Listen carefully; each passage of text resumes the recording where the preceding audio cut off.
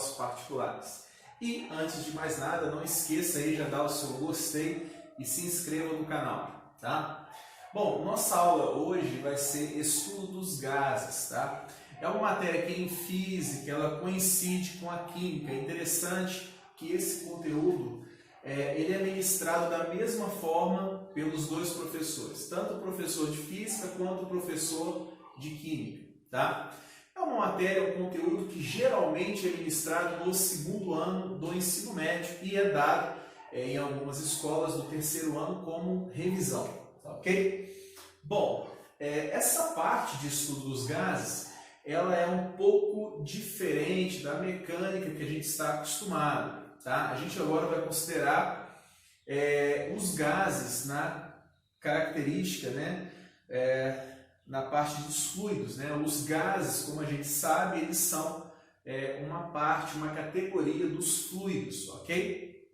E os gases, eles têm uma física própria.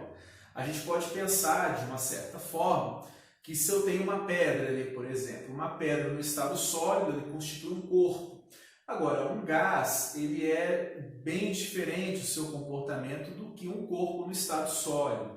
Um gás, por exemplo, a gente sabe que ele não tem nem um volume nem uma forma definida. Um gás, de um modo geral, ele tende a ocupar todo o espaço que lhe compete, né? Que ele está ali naquele lugar confinado. Ele vai querer ocupar todo o espaço, ele vai querer se expandir para todos os lados, porque a sua constituição molecular é uma constituição mais caótica, né? As moléculas estão mais agitadas, mais desordenadas e mais espaçadas umas das outras, ok? Bom, e como que funciona a física por trás dessa parte do estudo dos gases? Existem três características principais que vão definir, vão determinar como esse gás vai se comportar, ok? E essas três grandezas, elas serão pressão, volume e temperatura. O gás ele é muito peculiar, porque uma vez que as suas moléculas elas estão mais afastadas, mais caóticas, né? Qualquer diferença nessa pressão, ou nesse volume, ou nessa temperatura, vai alterar significativamente a forma como esse gás está ocupando, a forma como esse gás está se comportando ali naquele recipiente, naquele espaço, tá? Bom, a gente considera em princípio um gás ideal, tá? É claro, né, que um gás ideal é um gás que não existe, tá, ok? É um gás que ele mora no mundo das ideias, ok? A gente usa a ideia do ideal, né, a concepção do ideal em física, muitas vezes, para a gente se aproximar do real, tá, ok? Uma vez que a gente consegue generalizar para um ideal, é mais fácil a gente fazer uma conta para um comportamento em específico, tá? Então, o comportamento, a lei geral dos gases, a lei geral como um gás se comporta, é dada por essa relação aqui, ó. Essa relação aqui, P1 vezes V1 sobre T1 é igual a P2 V2 sobre T2, ela é a lei chamada de lei geral dos gases. Como é que funciona isso? Essa é a lei geral de como um gás se comporta ao sofrer uma transformação. Como assim? Por exemplo, quando a gente coloca índice 1, índice 1, índice 1, significa geralmente que é um inicial, tá? E quando a gente coloca índice 2, índice 2, índice 2 em física, a gente vai ter um final ou uma situação 2. Eu tenho uma situação 1, que é uma situação inicial, e eu tenho uma situação 2, que vai ser uma situação final. Então, o que a gente tem? A gente tem uma pressão inicial, um volume inicial e uma temperatura inicial. Certo? Bom, aí aquele gás ele vai sofrer uma transformação, tá? E essa transformação vai ser uma alteração em um desses três, em princípio, dessas três grandezas físicas, tá? Então, exemplo, eu quero alterar a pressão, então eu vou comprimir aquele gás. Estou comprimindo aquele gás, estou alterando a pressão.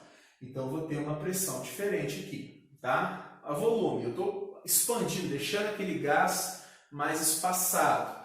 Então, eu vou ter um volume maior. é claro, né, que você, observando essa proposta, pode pensar, com razão, que a pressão e o volume estão aí mais ou menos interligados.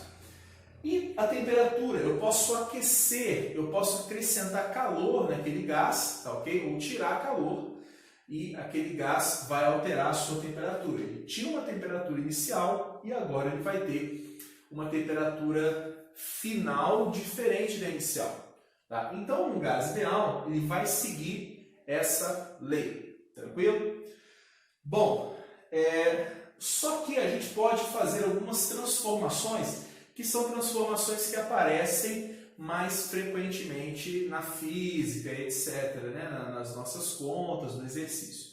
Como é que funciona isso? Primeiramente, é claro, né? A gente tem que entender essa ideia principal, tá? E dessa ideia principal, a gente deduz todo o resto da nossa teoria, ok? Bom, então vamos supor que a gente tem a nossa lei geral, tá? Então o gás tinha um comportamento inicial e agora ele vai ter um comportamento final. Então, bacana, ó, eu tinha uma pressão inicial, 1, uma temperatura, um volume inicial, 1, V1, uma temperatura inicial, 1, T1. Aí eu vou ter uma pressão final, 2, porém, o meu volume final ele coincide com o meu volume inicial, tá? E eu vou ter uma temperatura final, T2, ok? Bom, como é que vai funcionar isso? Se o meu volume aqui, V1, é igual ao volume daqui, se eu passar dividindo, ele corta. Então, eu já posso cortar direto.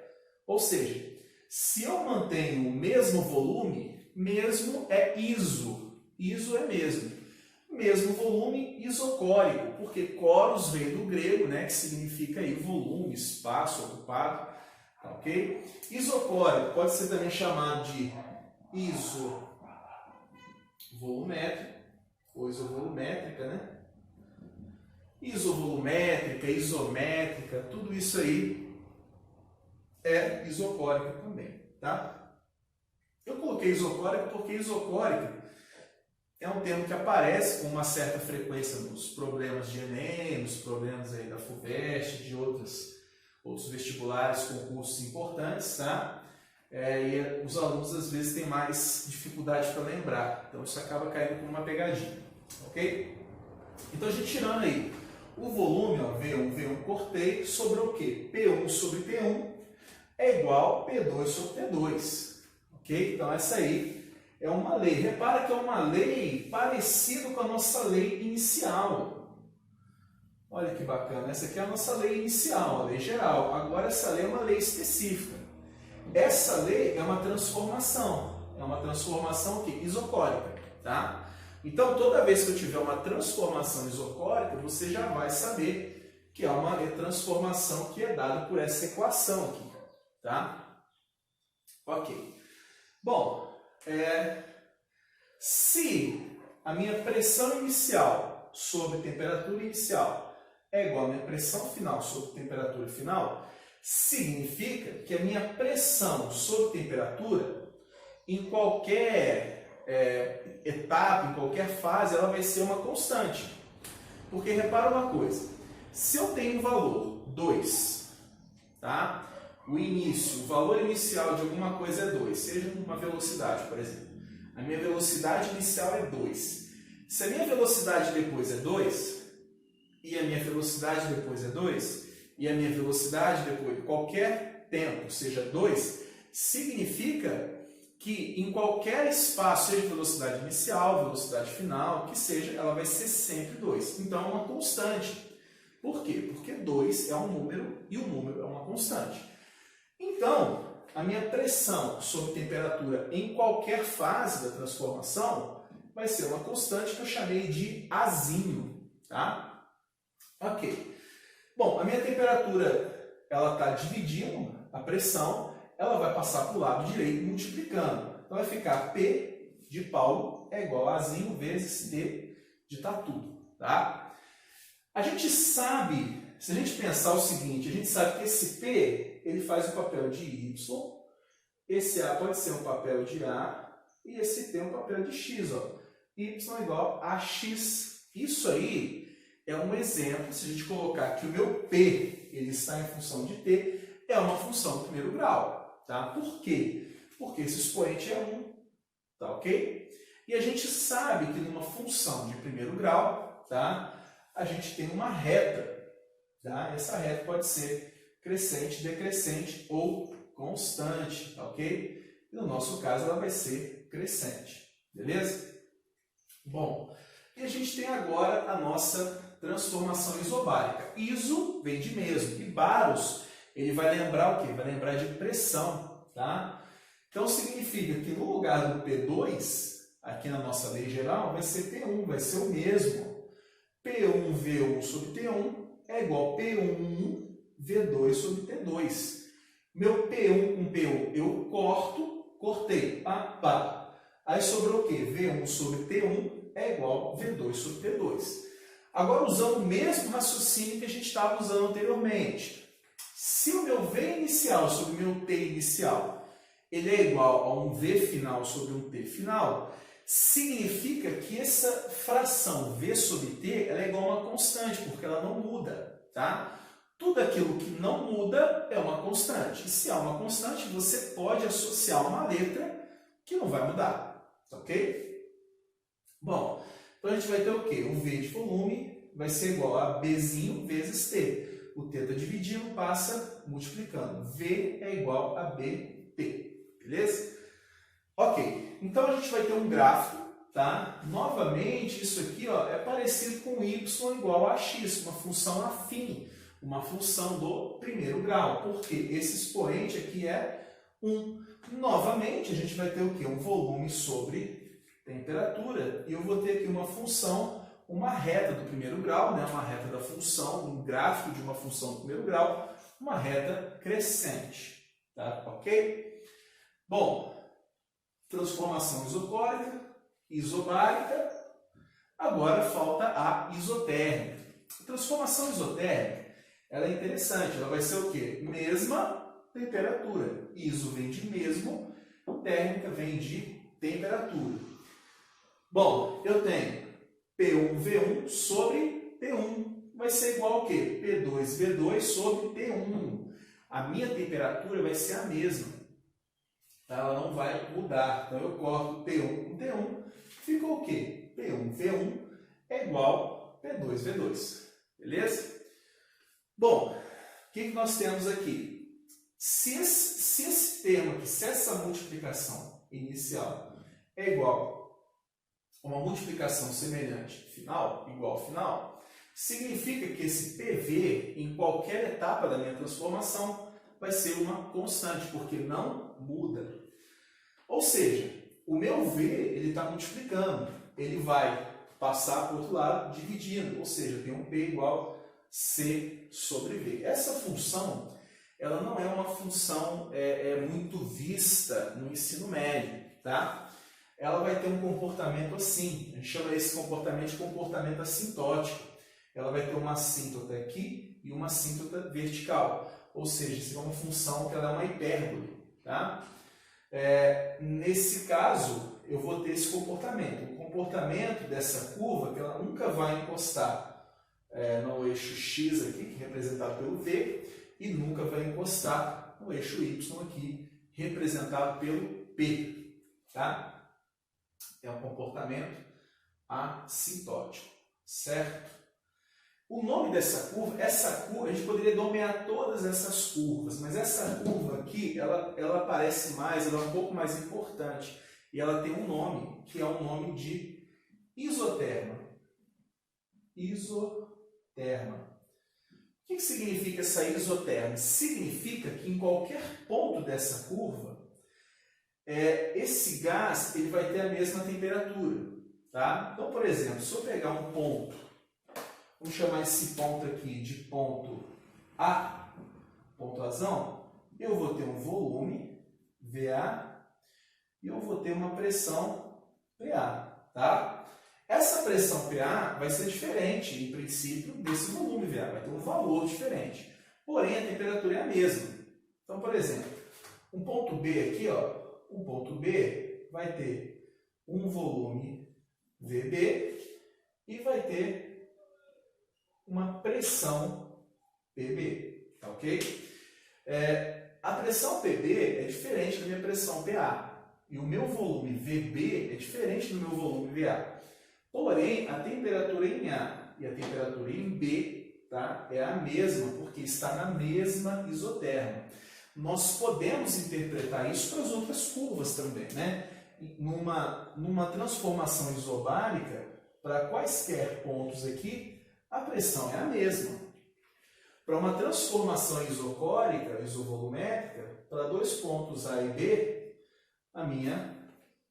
o meu volume é o mesmo. Então aqui a minha pressão é a mesma, o volume é o mesmo, e aqui a temperatura é a mesma, tá? A isoterma, ela tem um pouquinho de privilégio, porque ela é mais importante, ela aparece mais aí nas contas, principalmente de máquinas térmicas, tá? Depois, com o ciclo de Carnot, ela vai ter aí uma importância especial, tá?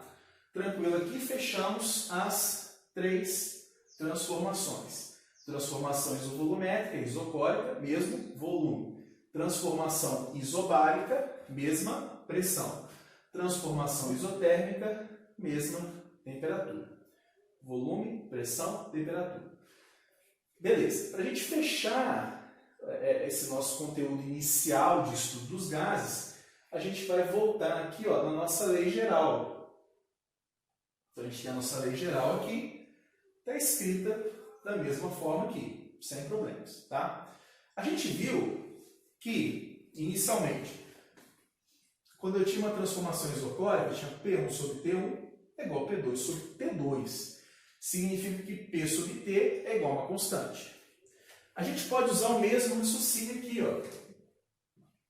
Se P1 sobre V1 sobre P1 vezes V1 sobre T1 é igual a P2 V2 sobre T2, se isso é igual, significa que um PV sobre T é igual a uma constante. Por quê?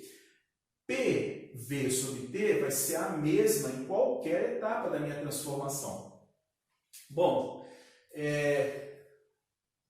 isso é verdade. Então, a gente tem uma constante C. Essa constante ela é calculada. Essa constante C ela vai ser igual a N vezes R. N número de mols e R constante universal dos gases. Tá? Ou seja, se a gente pegar esse T e passar multiplicando, eu vou ter PV, seria, né, um C vezes T. Aqui. Como C é igual a N vezes R, eu vou ter que P vezes V é igual a NRT. Né? Famosa fórmula, por você nunca rezei tanto. Tá? Essa constante universal dos gases, que ela aparece bastante aqui, ela tem 2 valores, tá? O valor é o mesmo, porém, se a gente mudar as unidades de medida, ela muda, ok? Então a gente pode estabelecer que a minha constante universal dos gases, R, ela vai ser 8,314 Pascal vezes metro cúbico dividido por mol vezes Kelvin, tá? Ou seja, como é que você pode entender isso? Se você estiver usando a sua pressão em Pascal, o seu volume em metro cúbico e a temperatura você vai estar usando Kelvin, aí você vai usar esse R aqui, tá? Se eu estiver usando a pressão em ATM, volume em litro, a temperatura vai ser Kelvin do mesmo jeito. Se a pressão está em ATM e o volume em litro, você vai usar 0,08207, tá? 2 valores aí para a constante universal dos gases, tá? Porque a gente tem que guardar as devidas proporções das unidades de medida. Um metro cúbico é 1000 litros, né?